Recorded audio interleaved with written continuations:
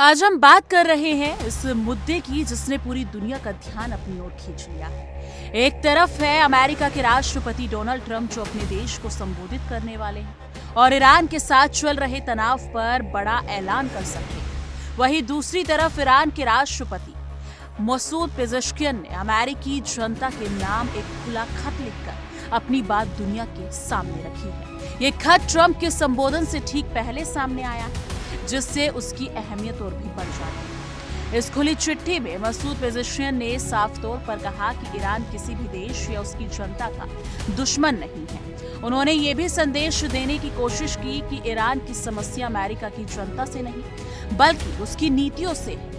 उन्होंने लिखा कि ईरान लोग अपने यानी कि ईरानी लोग जितने भी हैं वो अपनी हमेशा सरकारों और आम नागरिकों के बीच फर्क करते आए हैं और यही उनकी संस्कृति और सोच का हिस्सा है। ये बयान एक तरह से अमेरिकी जनता को ये समझाने की कोशिश है कि मौजूदा तनाव को केवल सरकारों के फैसले के नजरिए से देखा जाए, न कि लोगों के बीच दुश्मनी के रूप में। पेजेश्कियन ने अपने खत में ये भी कहा कि आज दुनिया एक ऐसे मोड़ पर खड़ी है जहां उसे टकराव और बातचीत में से एक रास्ता चुनना होगा। उन्होंने चेतावनी दी कि जो भी फैसला आज लिया जाएगा उसका असर आने वाली पीढ़ियों पर पड़ेगा। ये सिर्फ दो देशों के बीच का मामला नहीं है बल्कि एक वैश्विक स्थिति है जिसमें शांति या युद्ध दोनों में से किसी एक दिशा में दुनिया आगे बढ़ सकती है। इस तरह उन्होंने अपने संदेश को सिर्फ राजनीतिक बयान तक सीमित नहीं रखा बल्कि इसे एक वैश्विक अपील का रूप दिया। यानी कि इतिहास का जिक्र करते हुए मसूद ने 1953 के तख्ता पलट की ओर इशारा किया जिसे ईरान लंबे समय से अमेरिकी दखल के रूप में देखता है। उन्होंने कहा कि यही वो बिंदु है जहां से दोनों देशों के बीच अविश्वास की शुरुआत हुई। इस संदर्भ के जरिए ईरान ये बताना चाहता है कि मौजूदा तनाव अचानक नहीं पैदा हुआ बल्कि इसके पीछे दशकों पुरानी घटनाएं और अनुभव जुड़े हुए हैं। ये एक तरह से अपने रुख को ऐतिहासिक आधार देखने की कोशिश कर रहा है। ईरानी राष्ट्रपति ने यह भी दावा किया कि ईरान ने कभी किसी युद्ध की शुरुआत नहीं की, लेकिन जब भी उस पर हमला हुआ उसने पूरी ताकत से जवाब दिया।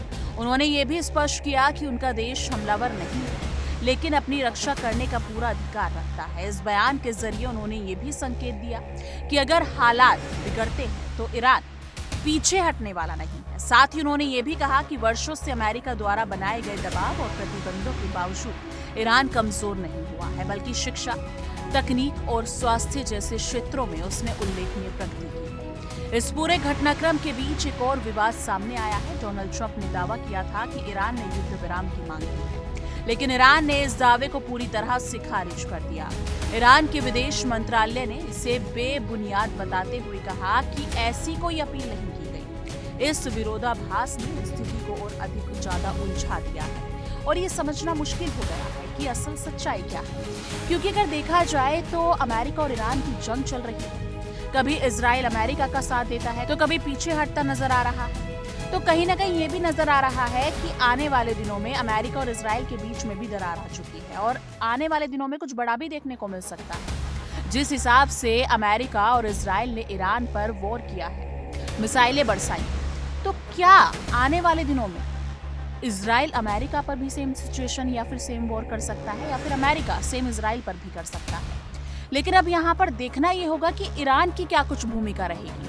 क्या ईरान ये सब कुछ चुपचाप सहता रहेगा या फिर ईरान भी कुछ बड़ा करने की तैयारी कर रहा है? क्योंकि जिस हिसाब से अमेरिका और इजराइल ने ईरान पर वॉर किया है, अभी तक ईरान शांत बैठा हुआ है। या तो वो कुछ बड़ा करने की तैयारी कर रहा है इसलिए वो कुछ बड़ा करने से पहले की खामोशी है, या फिर कुछ और पक रहा है। बहरहाल अब सबसे बड़ा सवाल यही है कि आगे क्या होगा, क्योंकि दुनिया की नजरें डोनाल्ड ट्रंप के संबोधन पर भी टिकी हैं। क्या वो कोई सख्त कदम उठाने की घोषणा करेंगे या फिर बातचीत का रास्ता चुनेंगे? और दूसरी तरफ ईरान का ये खुला खत एक कूटनीतिक संदेश है या वास्तव में शांति की अपील? ये भी एक बड़ा सवाल बन चुका है।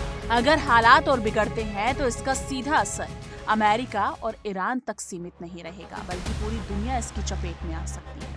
ऐसे में आने वाले कुछ घंटे और दिन बेहद अहम होने वाले हैं जो ये तय करेंगे कि दुनिया टकराव की ओर बढ़ेगी या बातचीत की दिशा में कदम बढ़ाएगी, क्योंकि जिस हिसाब से दिन पर दिन स्थिति बनती जा रही है तो ये काफ़ी और भी जटिल होता जा रहा है। लेकिन आपको क्या लगता है कि आने वाले दिनों में क्या कुछ होने वाला है? कि अमेरिका ईरान पर वॉर करने वाला है, इसराइल पर करने वाला है, या फिर इसराइल अमेरिका या फिर ईरान पर करने वाला है? और ईरान क्या कुछ करेगा?